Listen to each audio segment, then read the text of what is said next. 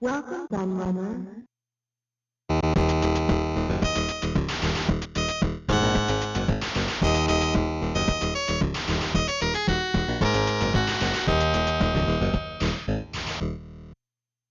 When we start talking about Atari consoles, the XE Games System isn't the one that's going to lead the conversation.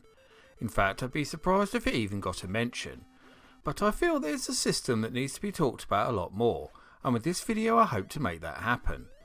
Okay, it's a bit of a strange one, because the ZEGS, as us Atarians affectionately call it, is just a small part of the huge Atari 8-bit range. But it not only stands out as being the only console in the range, with all the others being home computers, but very much catches the eye for its incredibly unique design. The angular lines and pastel coloured buttons aren't for everyone. People seem to either love it or hate it, but it really screams the mid-80s at you, and I'm very much on the side of those who love it. In fact, I'd rank it as one of my favourite console designs of all time.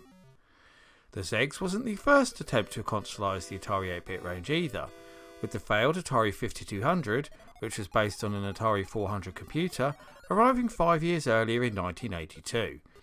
But the design of the XE Games System corrected all of the perceived failings of the so-called Super System and attempted to prove a computer-based console could be a success, despite the epic failure of many similar systems. But I probably shouldn't give too much away, because that would render the rest of this video pointless. So let's get on with 10 amazing Atari XE Games System facts, shall we? Introducing the new Atari XE Video Game System, the only game system that teaches you to fly. It comes with Flight Simulator 2 and a keyboard to play many advanced computer games. But that's not all. You can pilot your Atari through hundreds of other exciting games, because it also comes with a target gun and the great game Bug Hunt. And it plays the most challenging joystick games, like Missile Command. The new Atari XE Video Game System, the only one that has it all.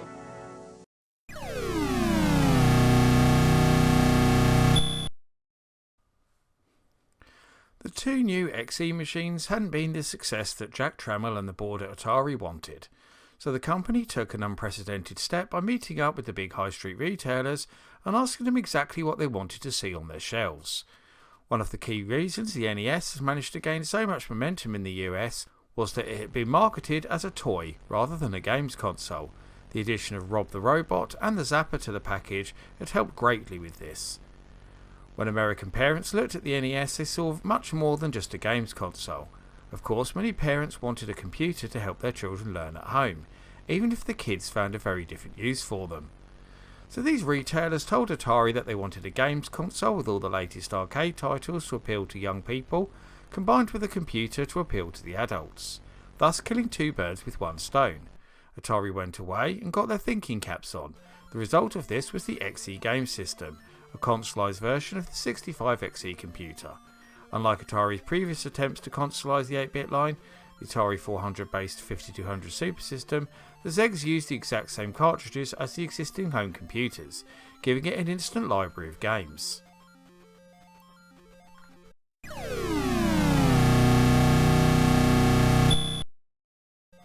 Despite the ZEGS being designed with those toy stores and wide-ranging department stores in mind, a very key part of Atari's marketing for the console was home shopping catalogues.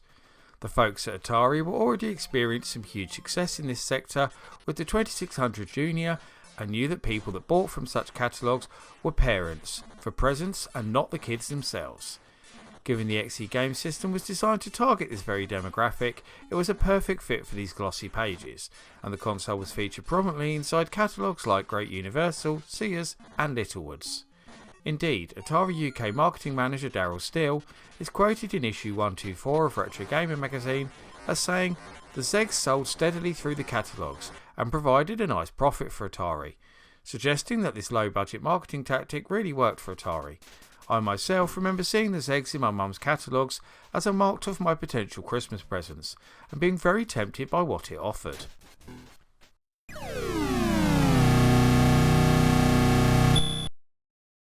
Because the XE game system was nothing more than a 65XE computer in a console case, it was designed in such a way that it meant it could be fully upgraded into a home computer. Indeed, the deluxe bundle of the ZEGS came complete with a keyboard, getting you half the way there, Then there were also bundles in the UK and Europe that added an XE12 data recorder too, so you could play games from tape as well as cartridge, and take full advantage of the bustling budget games market that priced games as low as $1.99, a lot cheaper than a cartridge. Thanks to the SIO port, there was also the option to connect disk drives, printers, graphic tablets and much more besides.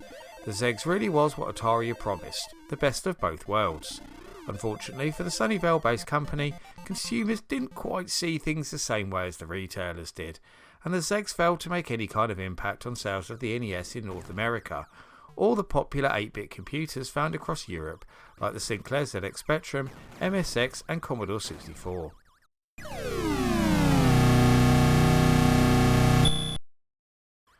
One of the best features of the XE Games System is that it features a built-in game, much like the European version of the Atari 7800 does too, and again, like its console cousin, it's a port of an Atari arcade classic.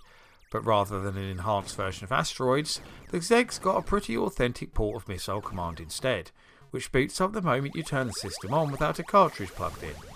Now some people might be moaning that Missile Command just isn't the same with a joystick, but if you have the keyboard plugged in and hit Ctrl T once the game boots up, you can actually activate a hidden mode that not only allows you to use an original Atari 8-bit trackball for the authentic arcade experience, but also an Atari ST mouse. Now how cool is that?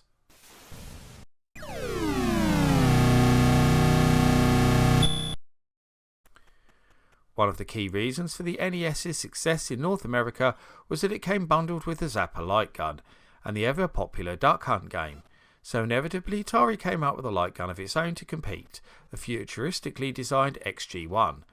Atari also made it compatible with all their other 8-bit machines too, with light gun games also being released for the 2600, 7800 and XE systems. Although a reddish-orange version of the gun was planned for the 2600 and 7800, it never got a retail release, so the XE branded gun was used with both.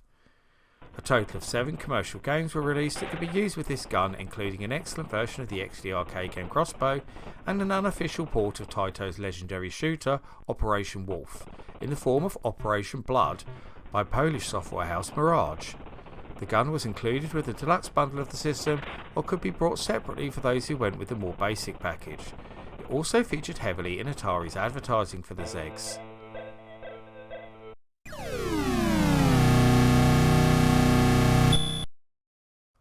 One of the key reasons for creating the XE range of systems internally at Tremolero Atari was that they were still sitting on a lot of inventory from the Warner years and needed a way to get rid of it.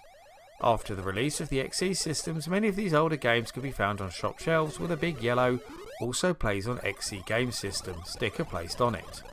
This really was wide-ranging too, with very early Atari 8-bit games from the 70s like Basketball and Super Breakout sitting next to classics from the mid-80s like Ms. Pac-Man and Joust.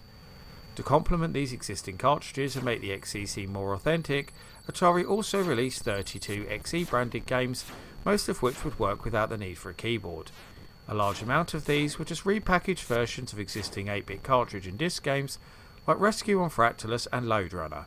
These titles were packaged in striking blue boxes to stand them apart from existing silver and black box games, and look really lovely on the shelf, as you can see in this photo of my own XE games collection. This is the Nintendo Video Game System. It plays only cartridge games. This is the new Atari XE System. It plays cartridge and disc-based games. Disc drive sold separately, and only Atari comes with a real joystick. Both have guns, but only Atari comes with a target game, Bug Hunt. Nintendo has a toy robot, but only Atari gives you a keyboard for playing advanced computer games. It even comes with the amazing Flight Simulator 2 cartridge. The new Atari XE Video Game System. Unbeatable.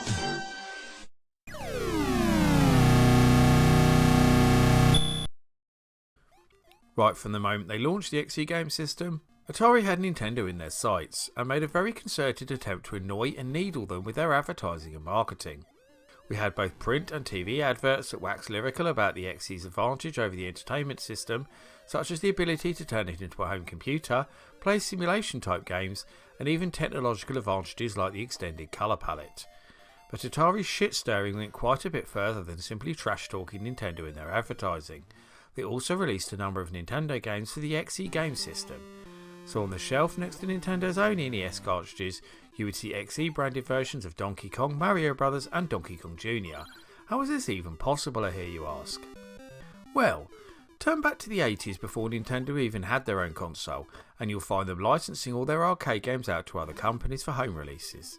Atari themselves picked up the rights to release both Donkey Kong games, as well as the first real Mario game for release on their Atari 8-bit home computers. And this was what allowed them to re-release the games for the ZEGs. I can imagine that didn't go down too well at the big N.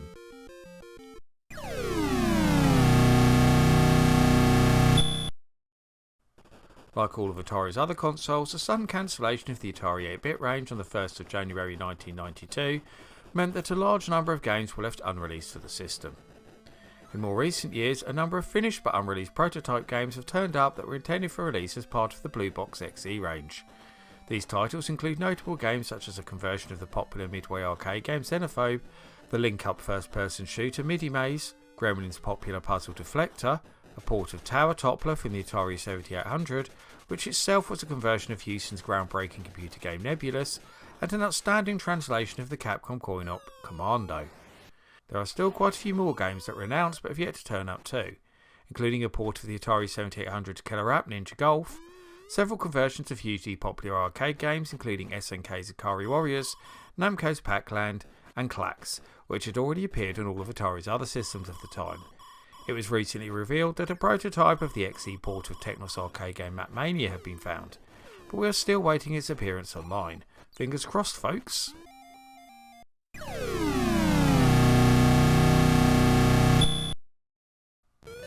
A lot of people seem to point to the XE Games System as being a failed console, but they really couldn't be further from the truth. You see, Atari only ever produced 250,000 ZEGS consoles as part of the wider XE range, and sold every single one of them to retail at full price.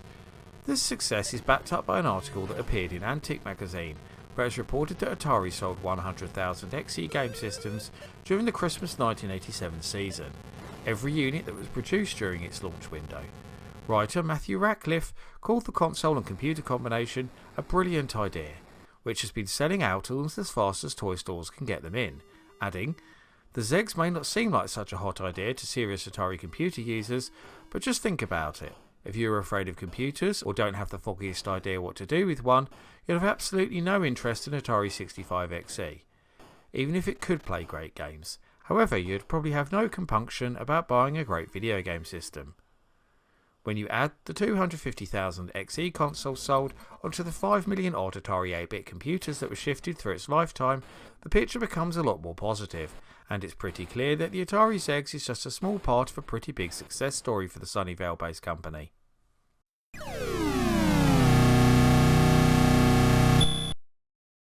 While the Atari 8-bit range is not alone in getting a host of great new homebrew games released for it, the sheer number of games, and the outstanding quality of them, puts the system right at the top of the pile for modern retro releases.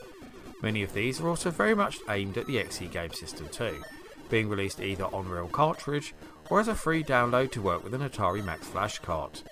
When it comes to the actual games, we have a near-endless stream of original releases, including simply outstanding games like Yump, The Last Squadron, Crownland, X8, and perhaps most notably, the technically amazing Atari Blast.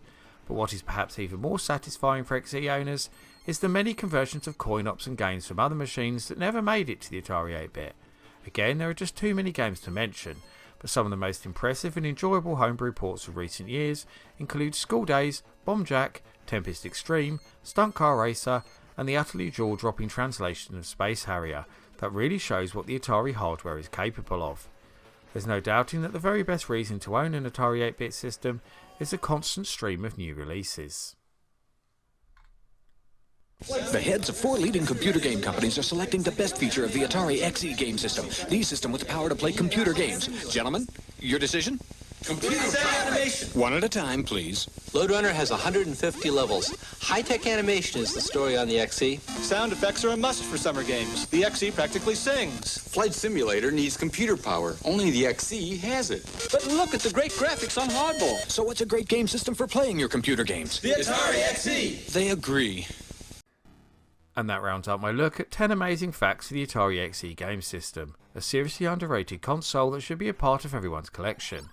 Which of these pieces of trivia did you find the most fascinating?